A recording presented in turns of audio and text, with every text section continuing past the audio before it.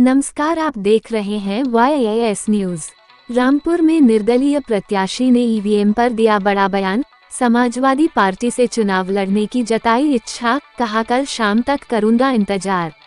निर्दलीय प्रत्याशी महमूद प्राचा ने प्रेस वार्ता में कहा कि मैं कल शाम तक इंतजार करूंगा कि मुझे यहां से समाजवादी पार्टी के लिए चुना जाता है और अगर मुझे मौका मिला तो मैं जरूर समाजवादी पार्टी के लिए मैं लड़ सकता हूं अगर समाजवादी पार्टी चाहती है तो।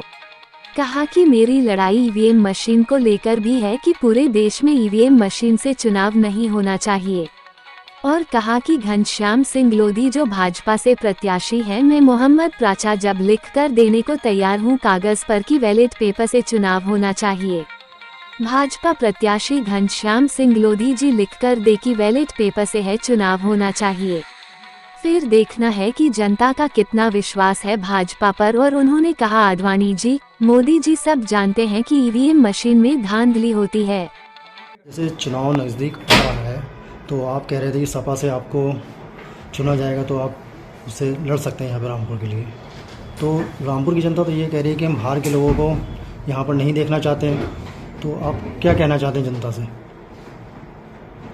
रामपुर की जनता जो कहेगी वही करेंगे, लेकिन आप मुझे ये बताइए रामपुर की कौन सी जनता ने आपसे ये कहा है? क्योंकि मुझे एक भी जनता ऐसी नहीं मिली है जिसने ये कहा है कि बाहर के लोगों को नहीं पसंद करेंगे। यहाँ पे पहले भी कई एमपीज, पहले एमपी से लेके और कई बीच के कई एमपीज बाहर के ही थे जी, लेकिन मेंबर ऑफ पार्लियामेंट पूरे देश का नुमाइंदगी करते हैं, अपने क्षेत्र की नुमाइंदगी भी करते हैं। तो मेंबर ऑफ पार्लियामेंट का इसलिए कानूनी और संवैधानिक जो प्रावधान भी है वो ऐसा है कि देश का कोई भी व्यक्ति कहीं से भी चुनाव लड़ सकता है। तो ये संविधान जो बनाया है बाबा साहब डॉक्टर भीमराव अम्बेडकर ने और बाकी जो लोग थे उनके साथ, उसमें ये प्रावधान जान के रखा गया है कि अगर कोई समय ऐसा है कि बाहर के व्यक्ति की भी कहीं जरूरत पड़े, हालात ऐसे बन जाए तो बाहर का व्यक्ति भी चुनाव लड़ सके, ऐसा प्रावधान तो संविधान ने ही बनाया।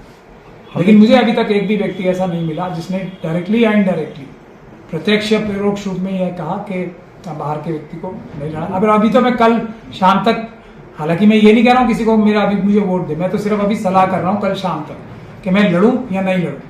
लेकिन मुझे कहते हुए अभी मैं कहना नहीं चाहता, लेकिन किसी भी, इतना ही कहूंगा, किसी भी एक व्यक्ति ने ये सवाल नहीं उठाया जो आपने उठाया। सर आगे चुनाव में क्या क्या मुद्दे रहेंगे आपके? देखिए, मुद्दे तो सबसे पहला संविधान है। संविधान पे अमल हो गया तो सब हो जाएगा। इस वक्त संविधान खतरे में है। जो बीजेपी 400 पार के दावे कर रही है वो क्या करना चाहती है कि आपके जो हक है, आपका घर, आपका वोट देने का अधिकार, आपका नौकरी करने का अधिकार, आपका पढ़ने का अधिकार, आपका बराबरी से सर उठा के जिंदा रहने का अधिकार कानूनी तरीके से छीन ले। ऐसे नहीं कि अभी जो पुलिस प्रशासन जो ये करता है, किसी के साथ बर्बरता करता है या मारपीट करता है या किसी से रिश्वत लेता है या किसी पे दबाव बनाता है या किसी को मुखबिर बनाता है, ये सब अपराध है। लेकिन इन सब चीजों को कानूनी बना दिया जाएगा अगर भारत का संविधान चेंज हो गया। तो ये जो 400 पार जो रोक सकता है इसको, जो 400 पार की बात ईवीएम से भी कही जा रही है, इसीलिए ईवीएम की लड़ाई भी मैं रामपुर की लड़ाई के साथ साथ मजबूती से ईवीएम के खिलाफ भी लड़ाई लड़ रहे हैं। ईवीएम को गैर कानूनी बताने की लड़ाई भी इसी चुनाव में लड़ रहे हैं, इसीलिए क्योंकि संविधान नहीं बचा तो ये अधिकार ही नहीं बचेंगे। फिर ना आप पढ़ाई करने का हक मिलेगा, ना आपको प्रॉपर्टी रखने का अधिकार मिलेगा, ना आपको यहां तक कि यह भी हो सकता है कि लोगों को पानी पीने का अधिकार भी कॉमन जगहों से छीन लिया जाए। तो ये सब जो चीजें हैं आपको समझनी चाहिए। इस वक्त एक ही लड़ाई है कि ये भारतीय जनता पार्टी जो संविधान बदलने की बात कर रही है वो ना बदले जाए और लोग मजबूत पार्लियामेंट में जाएं और बीजेपी की जो एक कोशिश है ईवीएम के जरिए उसको रोका जाए। सर, भाजपा के कैबिनेट मंत्री धर्मपाल सिंह लोधी ने मीडिया से बात करते हुए कहा ईवीएम में कोई भेदभाव नहीं है, ईवीएम लीगल है। हाँ, लेकिन वो मेरे ख्याल से उन्हें अपने जो दूसरे बड़े लीडर रहे हैं, आडवाणी जी रहे हैं, खुद मोदी जी रहे हैं और दूसरे लोग सुब्रमण्यम स्वामी साहब रहे हैं, जीएल नरसिम्हन साहब रहे हैं जिन्होंने किताब ही लिखी है, उन लोगों का ओपिनियन पढ़ लेना चाहिए ये कहने से पहले कि ईवीएम में कोई धांधली नहीं हो सकती। तो मेरे ख्याल से वो आडवाणी जी से एक बार बात कर लें तो आडवाणी जी उन्हें जरूर बता देंगे कि ईवीएम में धांधली है। मोदी जी से भी बात कर लें अलग से, तो वो भी बता सकते हैं कि ईवीएम में धांधली धांधली। सर उन्होंने मीडिया से बात करते समय कहा है 400 के पार है भाजपा।